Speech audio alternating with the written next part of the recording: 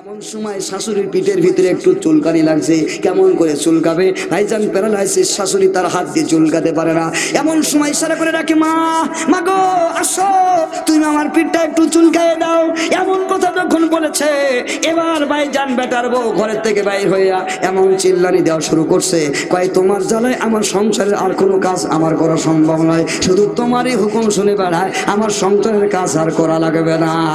এমন করে রাগ করিয়া কি করছে জানেন? শেষ পর্যন্ত বেটার বউ ভাইজান নিজের পায়ের আঙ্গুলটা তুলিয়া শাশুড়ির পিঠটা চুলকায় দিয়ে চলে গেছে। মুসলমান ভাইরা রে আমার, খুব ভালো করে খেয়াল করেন। আমার আল্লাহ রাব্বুল আমিনের জন্য বলেন, খবরদার তাদের সামনে তোমরা মায়ের দেওয়ার শক্তি দিয়া ওই মাইকে গরম দিও না, ওই বাবারে গরম দিও না। ওয়ালা তানহারহুমা, খবরদার তাদেরকে ধমক দিয়ে কথা বলো না। যদি কোনো কথা না বুঝে তবুও পিতা মাতাকে মার দেওয়া যাবে না, গালি দেওয়া যাবে না। পিতা মন কি শরীয়তের বিধান হলো, পিতা মাতা যদি জিনাকারও হয়, বাবা জিনা করেছে, মা জিনা করেছে, যুবক ভালো করে খেয়াল করে শুনে নাও, পিতামাতা জিনা করেছে তোমার জানা আছে, তোমার মা জিনা করেছে তোমার জানা আছে, অপরাধী। শরীয়তের বিধান হলো ওই পিতা মাতার গায়ে তোমার হাত দেওয়ার কোনো অধিকার নাই। কে হাত দিবে তাহলে তাদের তুমি কিছু বলতে পারবে না, বরং তুমি বলার আগে আগে তোমার বাবা মায়ের যারা সমবয়স্ক আছে, গ্রামের যারা মণ্ডল মাতুব্বর আছে, যারা বিচারক আছে, তাদের কাছে তুমি তোমার বাবার ব্যাপারে নালিশ করতে পারবে, কিন্তু নিজের বাবার বিচার করা তোমার জন্য জায়েজ নাই। জোরে বলেন না কথা ঠিক কিনা? এই অনুমতি তোমার শরীয়তে দেয় নাই। সুতরাং পিতামাতাকে কতদূর শ্রদ্ধার সম্মান করতে হবে। আল্লাহ তাআলা বলেন এইভাবে সম্মান করবে কি, যখন পিতামাতার সামনে জানাবে। আল্লাহ তাআলা বলে, আল্লাহু আকবার, জানা হাজ্জুল্লা মিনার রহমা। হে যুবক, যখন পিতামাতা বাসায় ভিতরে ঢোকো, পিতামাতা খাটে বসে আছে, বাবা মা খাটের ভিতরে বসে আছে, তোমাকে যখন ডাক দেয়, ভাইজান আমরা বর্তমান স্কুল কলেজে যখন স্যারদেরকে দেখি, হুজুরদেরকে যখন দেখি, তখন আমরা কিন্তু ভাইজান স্থিরভাবে দাঁড়িয়ে যাই, দুটা ডানা এইভাবে ভাইজান ফেলাই দিয়া চুপের উস্তাদের সামনে দাঁড়িয়ে যাই। আমার আল্লাহ তাআলা বলতেছে, হে দুনিয়ার যুবকেরা, যখন পিতা মাতার সামনে দাঁড়াও, তখন তোমার হাত দুইটা, দানা দুইটা সদায়ের সাথে অবনত করো। খবরদার তাদের সামনে এইভাবে হাত তুলে তুলে কথা বলা বেয়াদবি আমার আল্লাহ পছন্দ করে না। জোরে বলেন না কথা ঠিক কিনা? মুসলমান ভাইরা আমার, এজন্য পিতামাতার সামনে হাত তুলে কথা বলা নিষেধ। এইভাবে আঙ্গুল নাড়ানো যাবে না, বেয়াদবি। উস্তাদের সামনে হাত নাড়িয়ে কথা বলা যেমন বেয়াদবি। আমার আল্লাহ তাআলা বলে, তুমি রহমতের ডানা, তোমার সদায়ের ডানা বিছিয়ে দাও, বাবার সামনে ভদ্রতার সামনে দাঁড়িয়ে যাও, পাশে বসে যাও, আব্বারে আদর করার ভালোবেসে বলো, আব্বা কেমন আছেন, শরীরটা কেমন আছে, আব্বা খানা খাইছেন, শরীরে কোনো অশান্তি আছে কিনা। একবার যদি মার পাশে বসিয়া এমন খবর নাও, আল্লাহর কসম আল্লাহ খুশি হয়ে যাবে, মা খুশি হয়ে যাবে।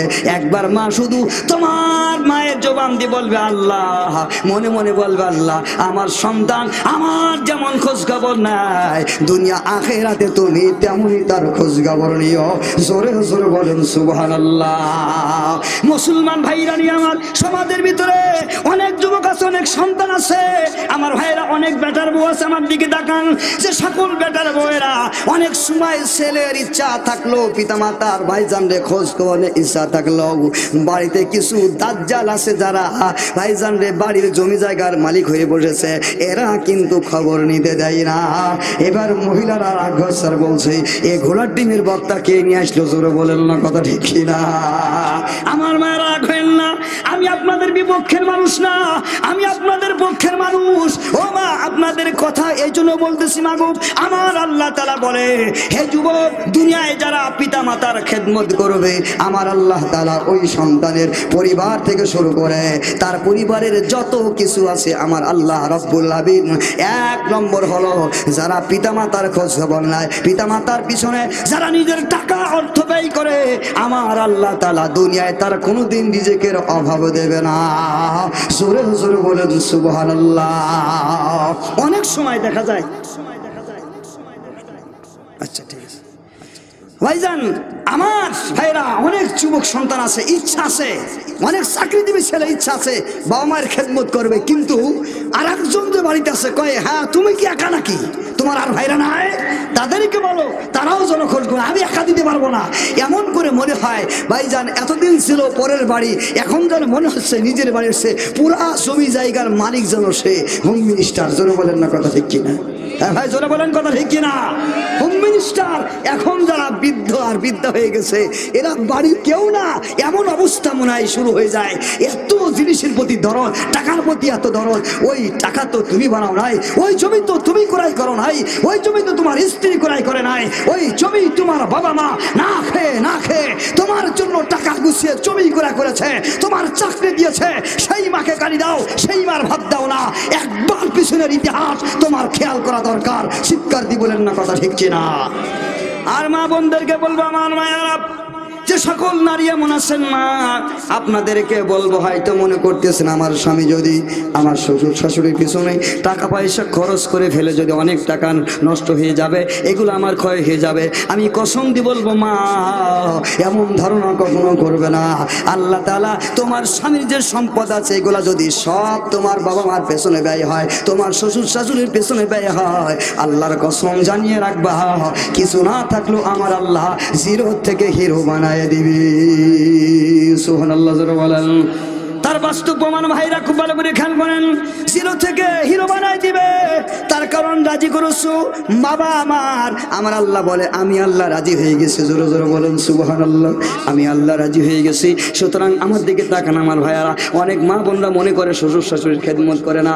বাড়িতে ভাইজান যদি শ্বশুর শাশুড়ি প্যারালাইসিস হয়ে যায়, অসুস্থ হয়ে যায়, এ ভাইজান রে একেবারে শহরে তো আনতেই চায় না, একেবারে খিটিমিটি মেজাজ দেখায়, অনেক ধরনের গালিগালাজ করে ভাইজান পিতামাতা শ্বশুর শাশুড়ির পাতে তারা ভাত দিতে চায় না। চিৎকার দিয়ে বলেন না কথা ঠিক কিনা?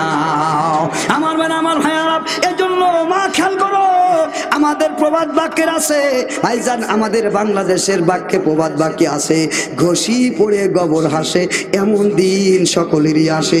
জোরে বলেন না কথা ঠিক কিনা? ভাইজান ছোট্ট একটা কথা বলেই আমি বিদায় নিয়ে চলে যাব। শুধু একটা কথা আপনাদেরকে বলতে চাই, সেটা হলো ভাইজান আমার দিকে তাকান, সত্য বাস্তব একটা জিনিস আপনাদেরকে বলতেছি। ভাইজান একজনের একটা মাত্র পুত্র ভাইজান লেখাপড়া শিখে খুব কষ্ট করে ছেলেকে সরকারি চাকরি পেয়েছে, ছেলেকে চাকরি দিয়েছে অনেক কষ্টের বিনিময়ে। এই পিতামাতা ভাইজান ছেলেকে মানুষ করেছে খুবই কষ্ট করে। এক বাপের এক বেটা, আল্লাহু আকবার। ভাইজান বাসার ভিতরে যেটা আনছে সেটা হলো হোম মিনিস্টার দাজ্জাল একজন মহিলা। জোরে বলেন নাউজুবিল্লাহ। আর ভাইজান এই এলাকার মেয়েরা অমর নাই। জোরে বলেন সুবহানাল্লাহ। মুসলিম পাড়ার মেয়েরা তো মুসলমান, মুসলিম ঘরের মেয়ে। জোরে বলেন না কথা ঠিক কিনা? এ মহল্লার এ পাড়ার মেয়েদের কথা আমি বলতেছি না, অন্য জায়গার কথা বলতেছি। আমার ভাইয়েরা খুব ভালো করে খেয়াল করেন। আমার ভাইয়েরা, এই এক বাপের এক বেটার বউ একটা আসছে ভাই, খুবই মারাত্মক। এমন সময় দেখা যায় মায়ের প্যারালাইসিস রোগী আম্মাজান, মা পড়ে আসে। ছেলে কিন্তু খুব সুন্দর ছেলে, ভালো ছেলে, মায়ের খোঁজ নাই, মায়ের খবর নাই। ভাইজান এমন করতে করতে ছেলে মেয়ে একটু বড় হয়েছে।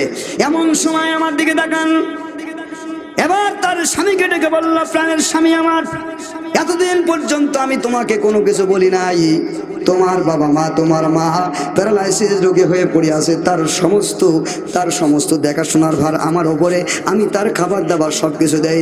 এখন আমার মনের ইচ্ছা হলো এই এলাকায়, এই গ্রামে আর থাকবো না। এখন আমার মনের চাহিদা হলো, আমার আশা হলো, আমার ছেলে মেয়ে দুটা মানুষ করা লাগবে, শহরে চলো, বাংলা ভাষা নিয়ে চলে যাই। তার মনের আশা হলো যদি এখান থেকে ওসিলা দিয়ে চলে যেতে পারি, তাহলে আর এই ঝামেলা আমারে পোহাতে হবে না। তখন ছেলে জিজ্ঞাসা করে বললে, ও প্রাণের স্ত্রী, তোমাকে জিজ্ঞাসা করি, সত্যি করে বলো, তুমি আমার বাক্যে আমি তো চলে যাব, আমার মায়ের খেদমত কে করবে একটু বলো না? কয়, তোমার মায়ের জন্য তুমি আলাদা একটা চাকরানি রাখো, তাকে টাকা দিয়ে রাখো, ভাড়া দিয়ে তাকে রাখো, তাকে ভাড়া করে বাসার ভিতরে রাখো, সে তোমার মায়ের দেখাশোনা করবে। জোরে বলেন নাউজুবিল্লাহ। এমন কথা বলার সাথে সাথে সন্তানের দিলের ভিতরে মারাত্মক চোট লেগে গেল। সন্তান ডেকে বলল, শোনো আমার স্ত্রী, তোমাকে আলটিমেটাম দিয়ে দিলাম, যদি আমাকে আমার মা ছেড়ে শহরে যেতে হয়, তাহলে পরে তোমার মতো এমন স্ত্রী আমি 1000 বার ছাড়তে রাজি আছি, আমার মা ছাড়তে আমি রাজি নাই। জোরে জোরে বলেন সুবহানাল্লাহ।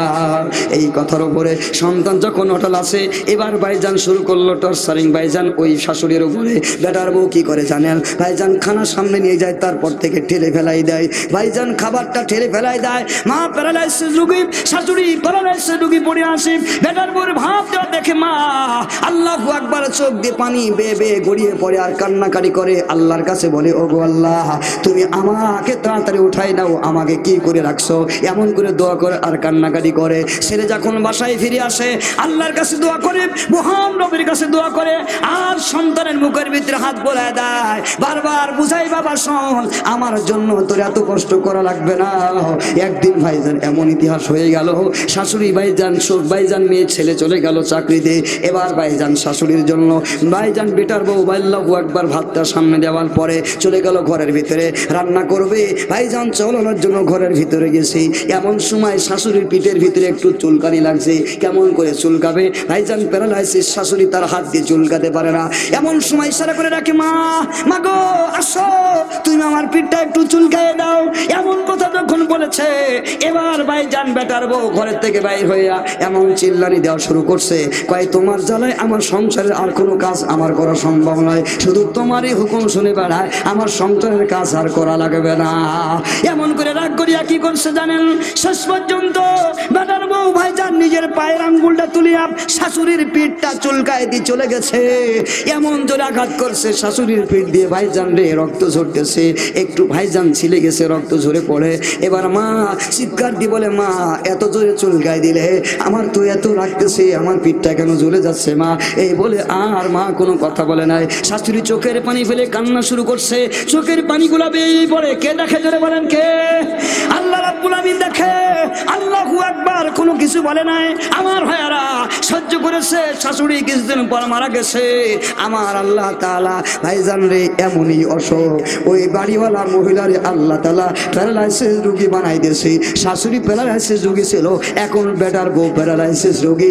ওই খাটের ওপরে বসা, নিজের একটা ছেলে ছিল, সেটারে বিয়ে দিয়ে নিয়ে আসছে আমার ভাইজান। বেটার বউটা মারাত্মক ভালো ছিল, কিন্তু খুব ভালো করে খেয়াল করেন, ওই ঘটনায় আমার আল্লাহ ঘটাইছে, ওর পিঠেও চুলকানি উঠছে। এবার বেটার বউকে ডেকে বলে, ও মা শোনো, আমার পিঠটা চুলকায় দাও। বেটার বউ ভাইজান একবারে কথা শুনিয়া শাশুড়ির পিঠের দিকে চলে গেছে, যার পরে হাত দিয়া ভাইজান পিঠটা চুলকায় দিতে চায়, কিন্তু অনেক সময় দেরি হয়ে যায়, তারপরও চুলকানো হয় না। এমন সময় ডেকে বলে, ও মা এত দেরি হয় কেন, কি করতেছো তুমি, আমার পিঠটা একটু চুলকায় দাও না। তখন বলতেছে, মা গো আমি তো চেষ্টা করি, কিন্তু কি হচ্ছে না আমি জানি না, কেন হচ্ছে না আমি জানি না। কয় কি হচ্ছে, কয় মা গো যতবার আমি আমার হাতটা তোমার পিঠের দিকে নিয়ে যায়, কে জানো আমার হাতের ভিতরে এমন করে আমার হাতটা সরায় দেয়, আমার ডান হাত তোমার পিঠে উঠে না। ও মা কেমন জানো, কয় কি উঠতেছে, কি যায়, কয় আমার ডান পার আঙ্গুল তোমার পিঠের দিকে উঠিয়া যায়। চিৎকার দি বলে, মা শুনে রাখো মা, আমার ইতিহাস করুন কাহিনী, মাগো আমার পিঠে তোমার হাত আসবে না, তোমার পায়ে আমার পিঠে আসবে। তার কারণ হলো আমার শাশুড়ির পিঠটা আমি হাত দিয়ে চুলকে দেয় নাই, আমি পা দিয়ে চুলকাই দিয়েছিলাম। আমার আল্লাহ এই আযাব আর গজব আমাকেও দিয়েছে। জোরে জোরে বলেন নাউজুবিল্লাহ।